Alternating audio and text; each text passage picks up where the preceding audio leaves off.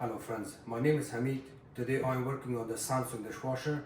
The customers complain is when they start a cycle, they close the door, it beeps and then it doesn't do anything. I'm going to show you how to fix this. It's going to be an easy and simple fix. You do not need any part here.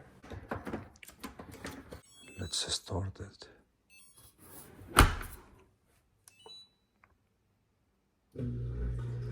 So here the dishwasher is working.